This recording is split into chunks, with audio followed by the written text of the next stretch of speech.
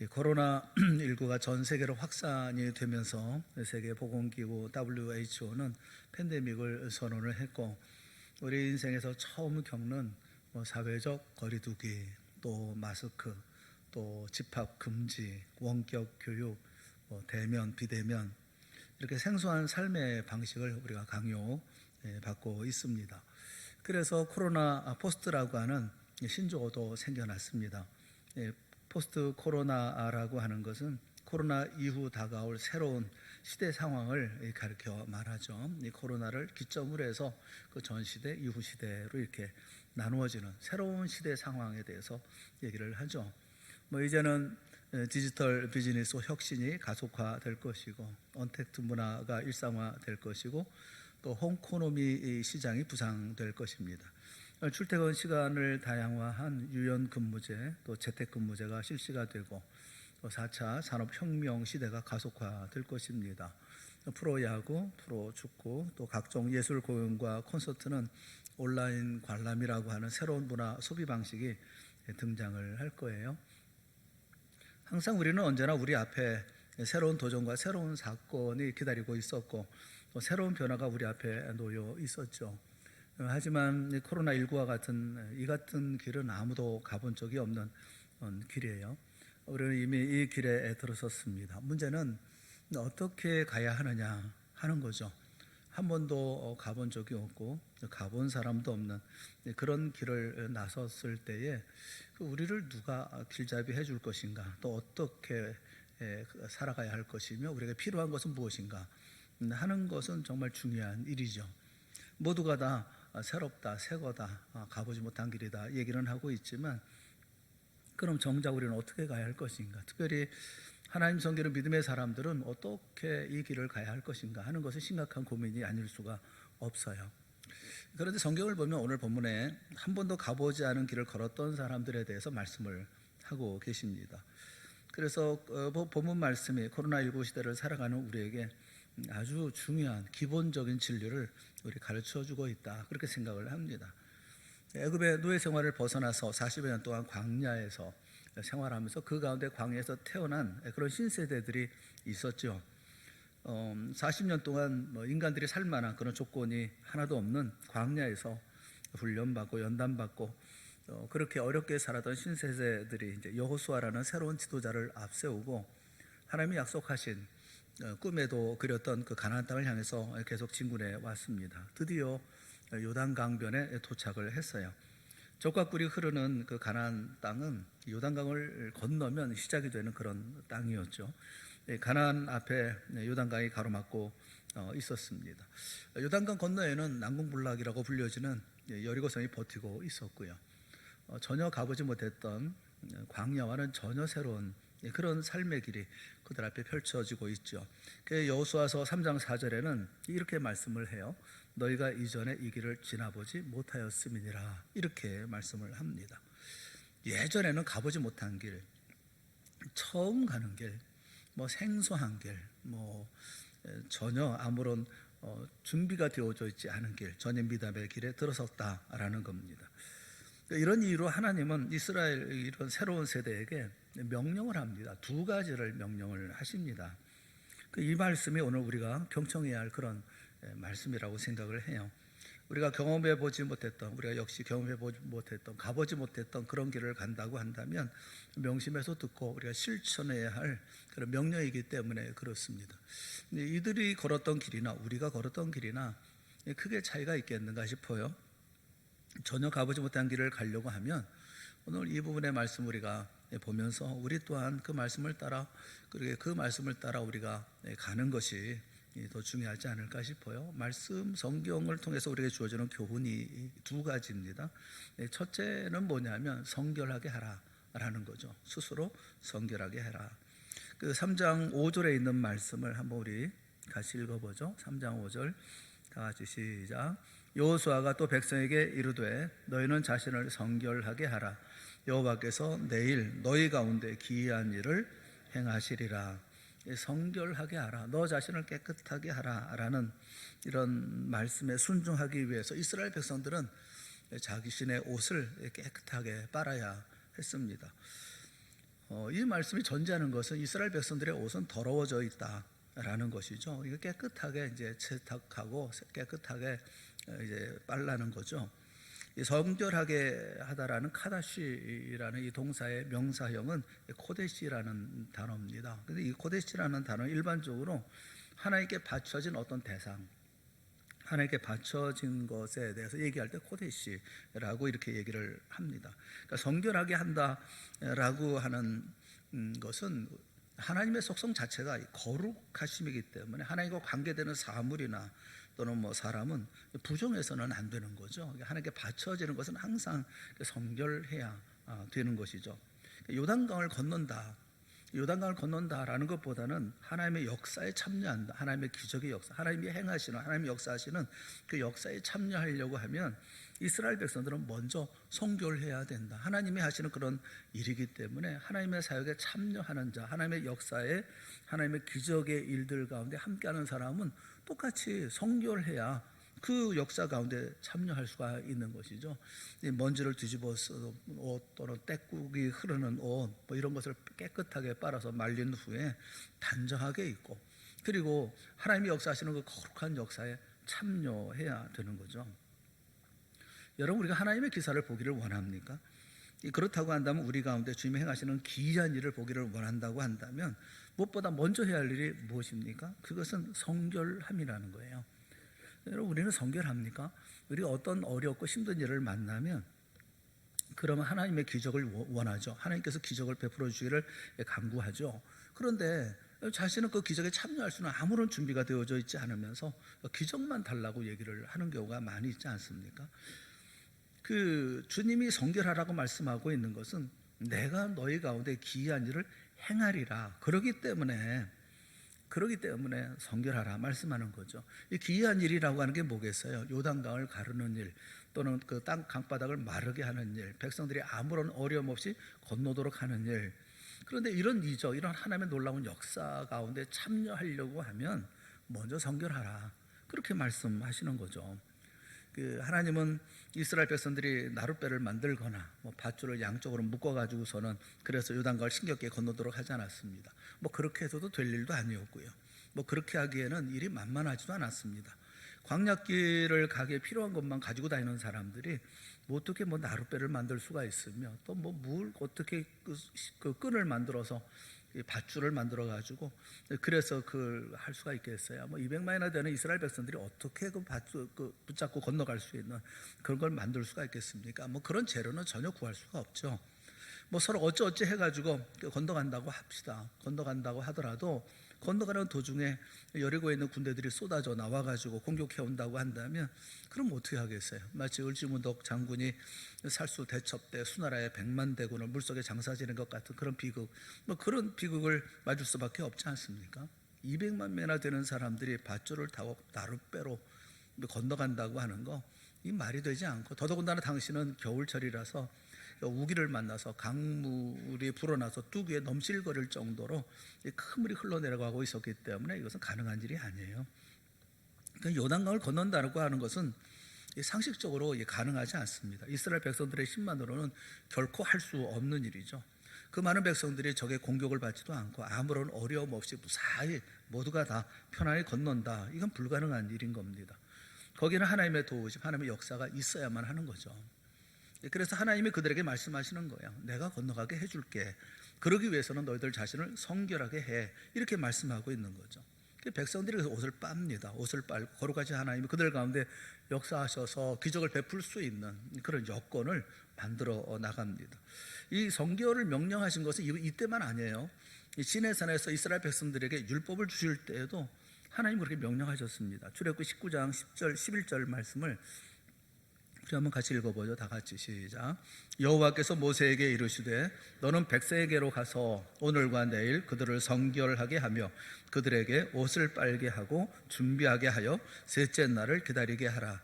이는 셋째 날에 나 여호와가 온 백성의 목전에서 시내산에 강림할 것이니. 하나님이 이제 그들에게 오시겠다. 그런데 그 전에 뭘 해야 되겠습니까?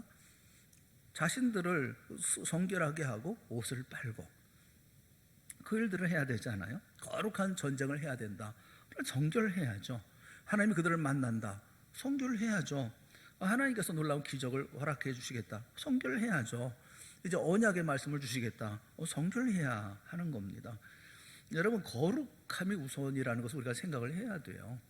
우리는 그저 나는 가만히 있고 하나님만 다 해주실 거라고 생각하는데, 그런데 그렇게 되겠어요? 아무런 준비가 없는 우리에게 하나님께서 그렇게 역사하시겠어요?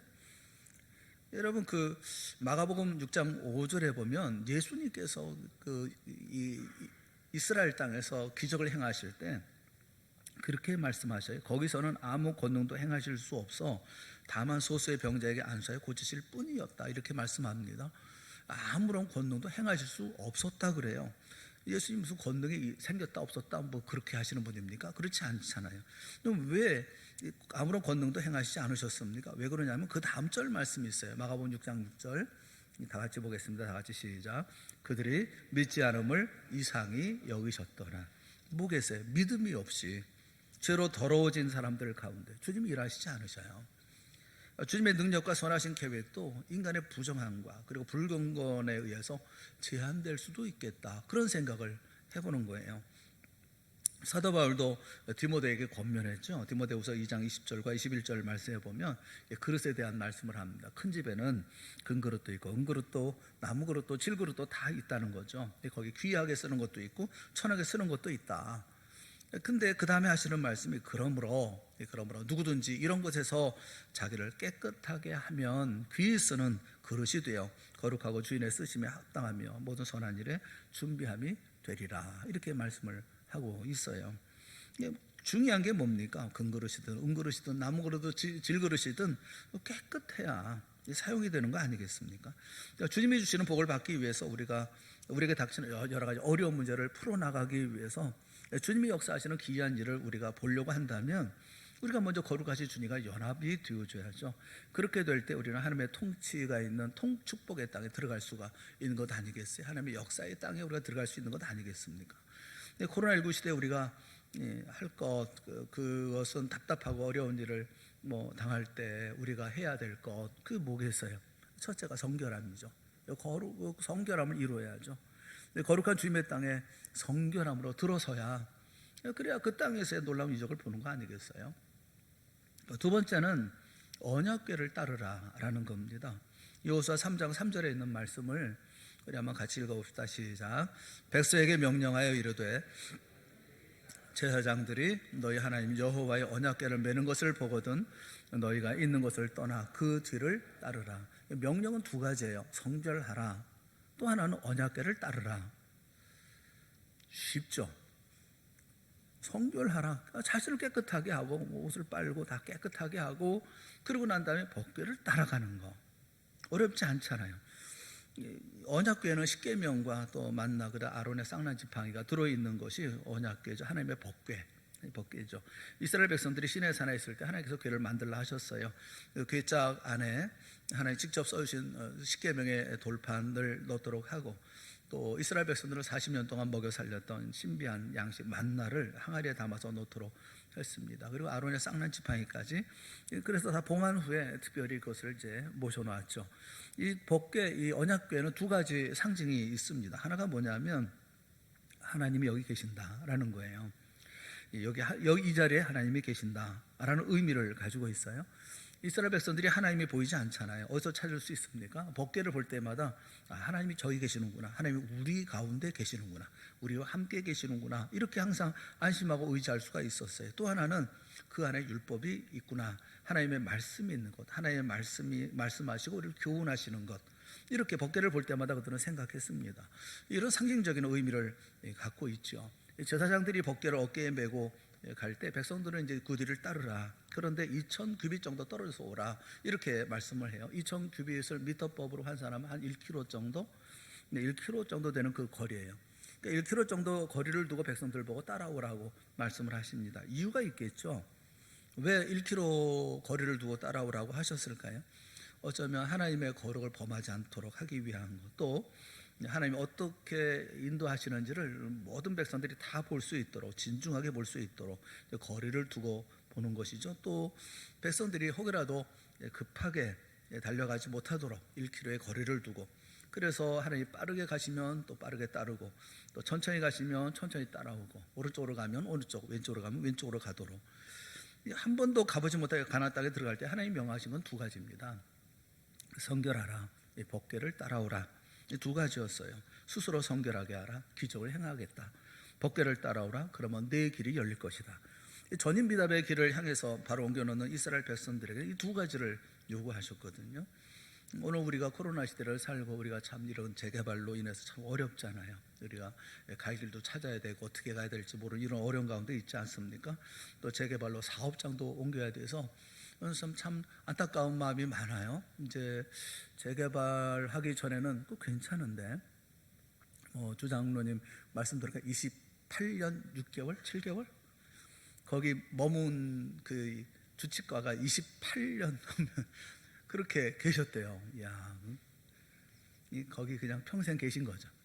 근데 이제 새로운 거에서 이제 사업을 하니까 기대도 하죠. 기대도 있지만 불안 반, 기대 반 이렇지는 않을걸요.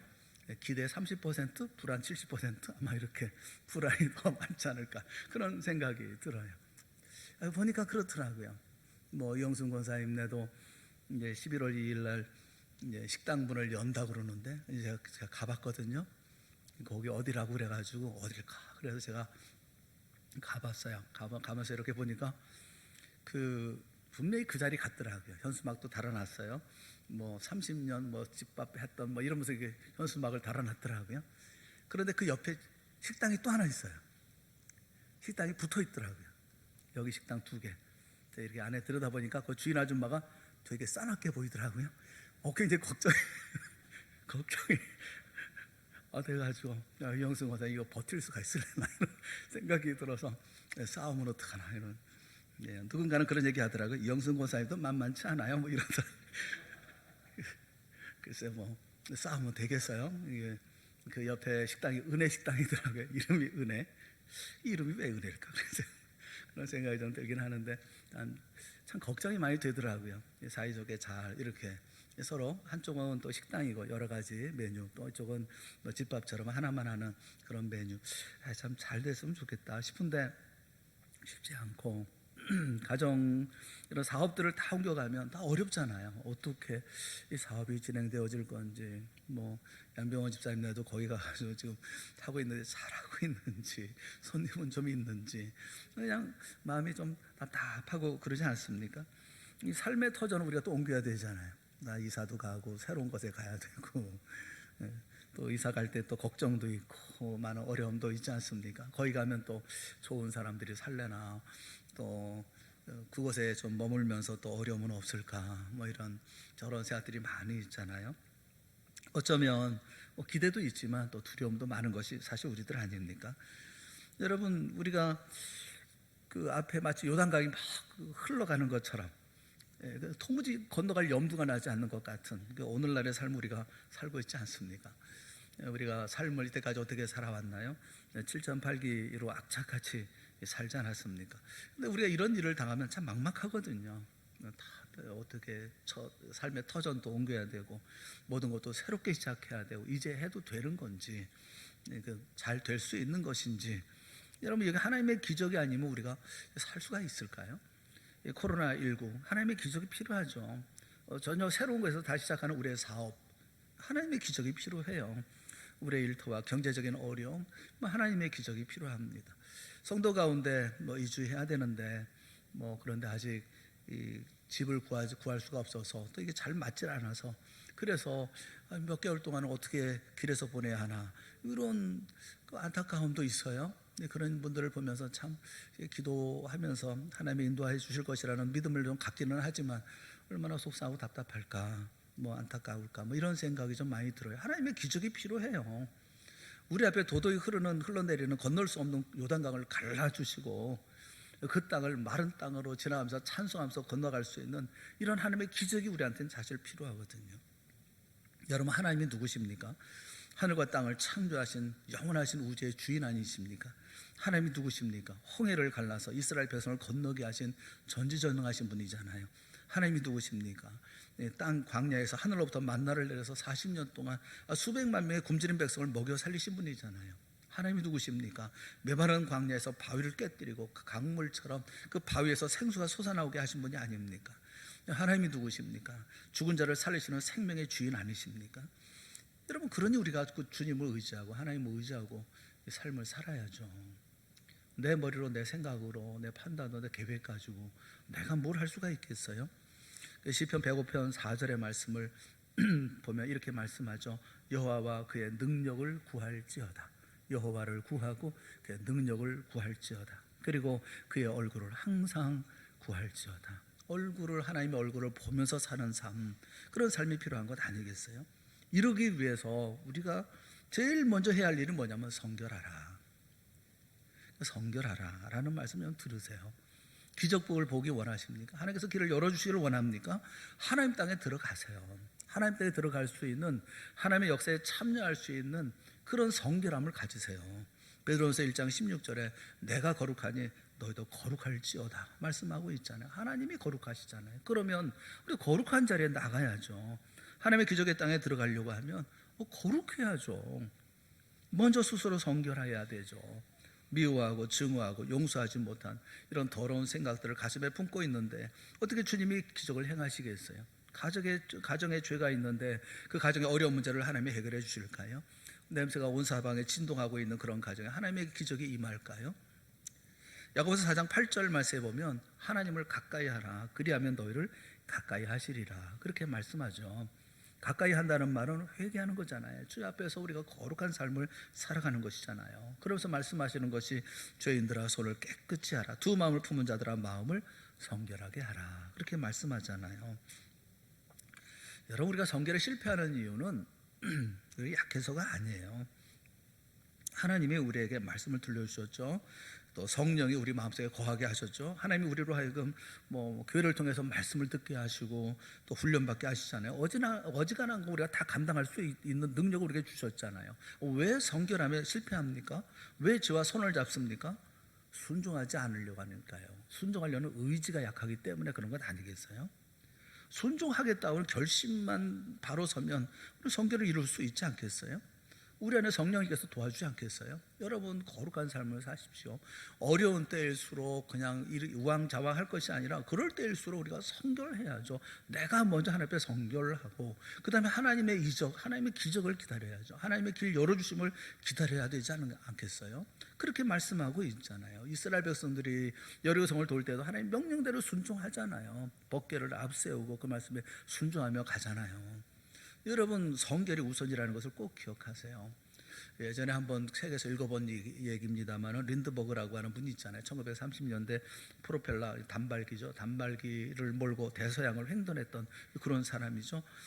이분이 수많은 사람들이 도전했다가 다 실패했는데 이분이 작은 비행기 타고 30몇 시간 동안을 대서양을 횡단하면서 지나가지 않았습니까? 이것 때문에 유명한 영웅이 되었죠. 이분이 파리를 한번 방문을 했어요.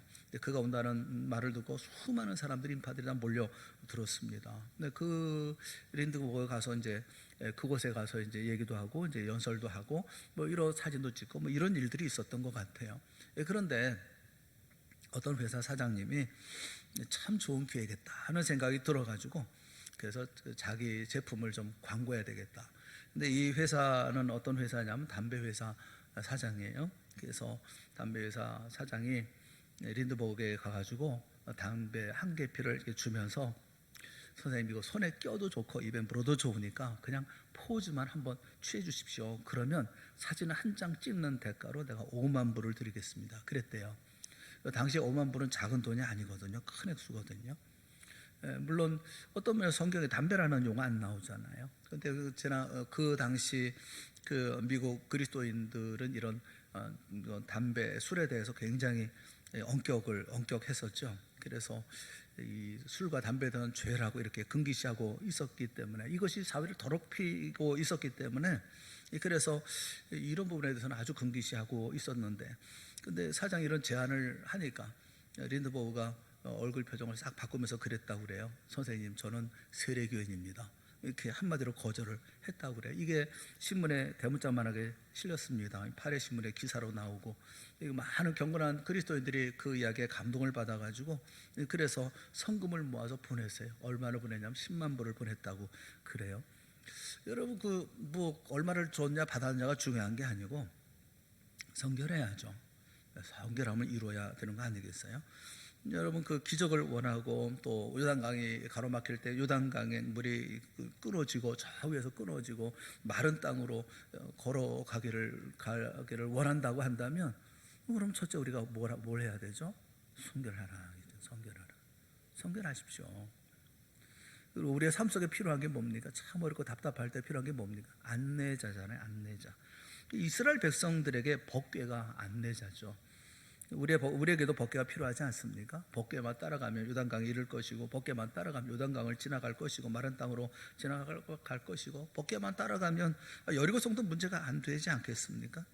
그럼 여러분, 이 법궤가 오늘날 뭐예요? 오늘날 무엇이 법궤라고 얘기할 수가 있습니까? 예수 그리스도가 법궤죠. 바로 주님 예수 그리스도를 예표하는 상징이 법궤 아닙니까? 이제 예수님이 이 세상에 오셨기 때문에 더 이상 이제는 법궤는 필요하지 않죠. 우리를 찾아오신 살아계신 하나님이 바로 예수님이시고, 임마누엘의 하나님이 예수 그리스도 아니십니까? 예수님 우리에게 영원한 그 말씀하시는 하나님이시죠. 근데 예수님 우리가 보이지 않죠. 나의 인생 여정을 안내자로 삼아야 되는데 예수님이 나에게 직접 말씀하지 않잖아요. 그럼 어떻게 해야 됩니까?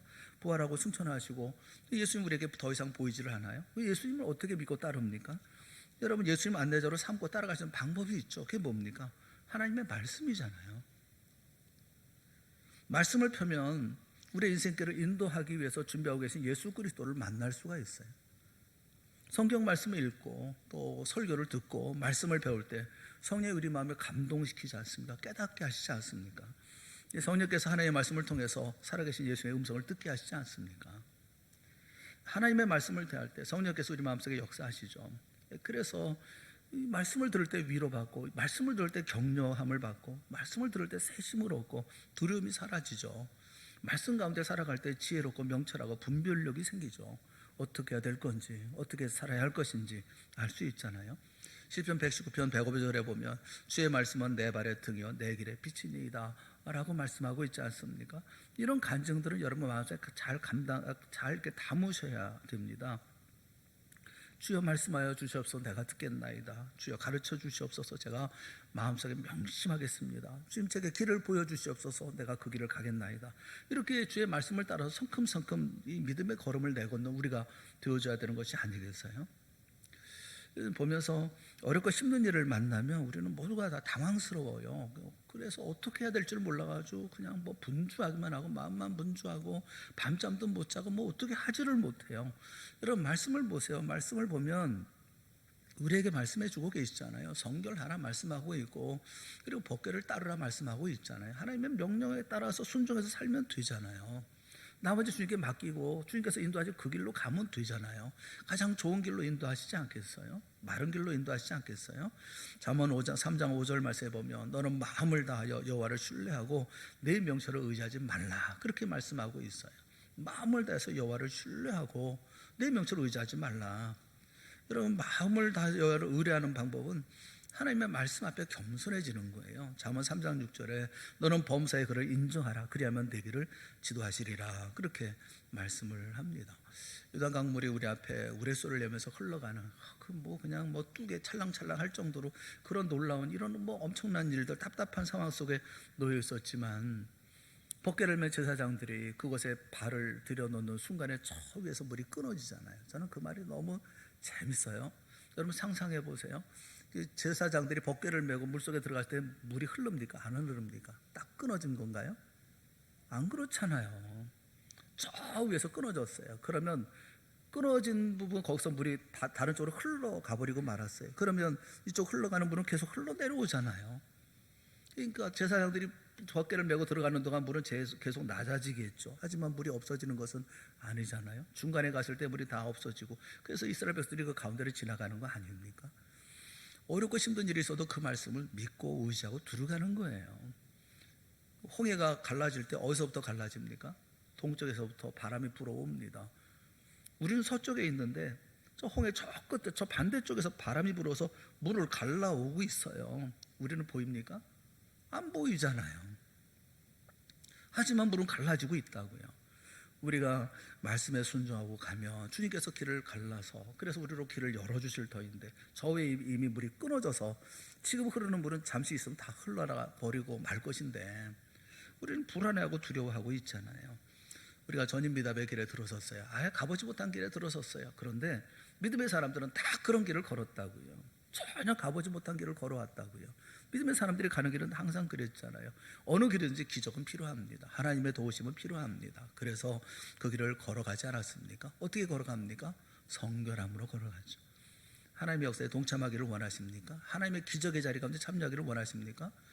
하나님이 우리와 함께 할 수 있는 성결함을 이루십시오. 기적의 땅에 성결함으로 들어서는 거, 그리고 주님을 따라가는 거, 예수 그리스도의 인도하심을 따라가는 거, 그것이 우리에게 가장 중요한 기본적인 중요한 사항들 아닙니까? 저는 여러분에게 그 말씀을 나누면서 실제적으로 여러분의 삶 속에 어떻게 우리가 성결함을 이루고 어떻게 주의 말씀을 따라가야 할 것인지는 여러분 기도하면서 주의 인도하심을 잘 받았으면 좋겠어요. 우리 개개인의 사정이 다 다를 터이니까요. 하지만 중요한 것은 두 가지 명령을 잘 지켜나가면 우리는 마침내 가나안 땅에 이르게 되어질 것이고 여리고성이 무너지는 것을 보게 되어질 줄로 믿습니다. 우리의 주의 말씀을 믿고 의지하고 그 모든 놀라운 기적을 만들어가는 삶을 만들어가는 우리가 되었으면 참 좋겠어요. 여러분 언제나 믿지 못하고 그래서 두려움과 걱정 가운데 살아가는 그런 삶 살지 마시고 오히려 우리가 믿고 의지하고 섬기고 또 우리가 성결함 속에서 언제나 기적이 우리의 삶의 일상이 되어지는 이런 역사를 보며 살아가는 기적의 사람들이 되어질 수 있기를 바랍니다. 하나님은 살아계시고 우리 가운데 역사하시고 여러분에게를 인도하여 주셔요. 여러분 모두가 열린 눈을 가지고 열린 가슴을 가지고 주님 앞에서는 복된 믿음의 삶이 되어질 수 있기를 주님의 이름으로 축원합니다. 우리 함께 기도하겠습니다. 사랑하는 하나님 아버지, 은혜를 감사합니다. 우리에게 허락하신 주의 놀라운 사역들과 그리고 주님께서 인도하시는 놀라운 기적 같은 이와 같은 이적의 기이한 일들을 우리 가운데 행하실 것을 말씀하고 계심에도 불구하고 근접하지 못하고 또 두려워하고 믿지 못하고 의심하고 그래서 돌아서서 우리만의 길로 괴로워하고 힘들어하는 저희들 되지 않도록 도와주시옵시고 오직 믿음을 가지고 주의 말씀에 순종하면서 성결하게 하고 그리고 주의 말씀을 따라서 순종하며 그래서 주의 나라 주의 역사를 만들어가는 저희 모두가 다 되어질 수 있도록 은혜 베풀어 주시옵소서. 나라와 민족 그리고 우리 자신들 코로나19로 말미암아 모두가 다 혼란스러운데 주여 그 가운데 우리가 서야 할 자리에서 우리가 해야 할 일을 잘 감당할 수 있게 하시고 재개발로 인해서 두렵고 또 많이 마음도 불안한 가운데 있는 분들도 없지 않은데 주님께서 그만 꼭 붙들어 주셔서 거기를 인도함을 받을 수 있도록 언제나 주님과 동행할 수 있게 인도하여 주시옵소서. 우리 모두에게 하나님께서 베푸시는 특별한 사랑의 손으로 인도하여 주실 줄을 믿사옵고 예수님의 이름으로 기도드리옵나이다. 아멘. 우리 찬양하겠습니다. 다 같이 자리에서 일어나셔서 우리